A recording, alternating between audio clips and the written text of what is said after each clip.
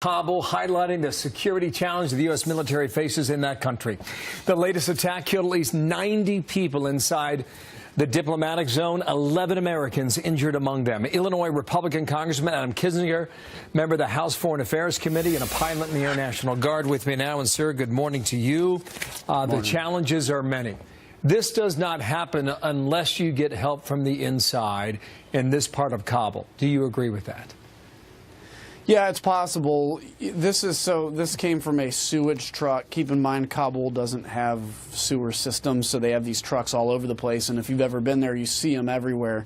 And they filled this thing with explosives. And so, you know, the question is, how did it get in? We do know that the Afghan security forces actually prevented it from getting all the way into the diplomatic zone, which I think is important to note. But there's really no way, when you talk about an environment where people want to kill people and they're willing to do anything to do it, you can push out checkpoints as far as you want, but ultimately there's still going to be people at the other end of that checkpoint. This is a sad situation, and you know, yesterday everybody spent more time talking about a tweet than they did about the 500 people that have been killed or injured in Afghanistan in a very real war devastating. That has very real implications. Can James Mattis, can General Nicholson, can they change the course of this war in Afghanistan? I think so. You can stabilize the Afghan government. Keep this in mind, there's about 150 or more Afghan soldiers that are giving their lives every month to defend their country. So the Afghan people are really stepping up. Our job is to advise and consent, to hit terrorists where they don't have the ability to, and we do. And I think we also need to go after Taliban targets again. But I think the thing the American people need to keep in mind is this.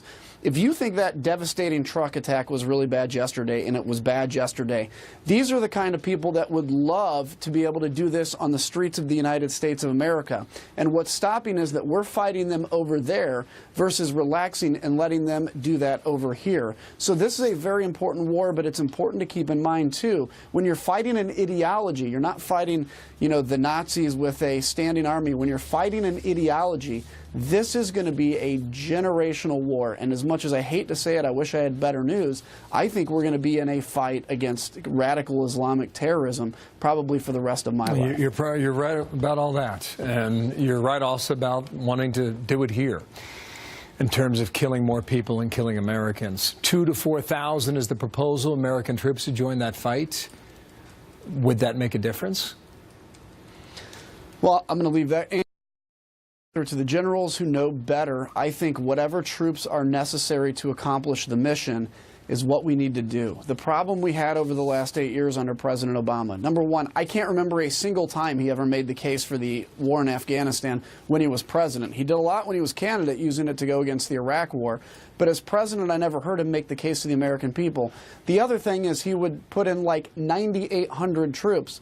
Why 9,800? Because it's 4 figures instead of 5 figures. So what we need to do is the amount of troops necessary, with NATO involvement, by the way, to actually accomplish this mission, which is stabilizing the Iraqi government, pushing back, and ultimately driving the Taliban to the negotiating table, how most wars end, but not just because we like the number 2,000 or 5,000. Yeah, we need what's necessary. Last point on all this. You know the shifting alliances in Afghanistan, right? ISIS, Al-Qaeda, Khorasan, on and on it goes. And, you know, Taliban, you know, they're always trying to pick a winner and jumping from one side to the other, depending on how they survive. That's really, it's a toxic mix rather.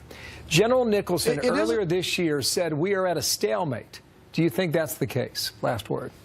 I do think that's the case, and I think we can break that stalemate.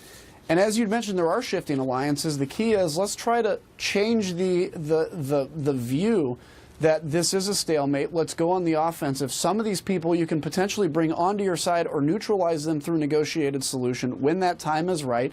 Look in Colombia, by the way, what they've done with the FARC. We prosecuted special forces along with the Colombian government, a war against the FARC. Now they've gone to a negotiated solution and a peaceful reintegration. We hope that lasts. That's the kind of model for Afghanistan. By the way, that fight in Colombia took a very long time with very good results in the end. Adam Kinzinger, thank you very much from your hometown there in Illinois. Thank you, sir. We'll talk to you real soon.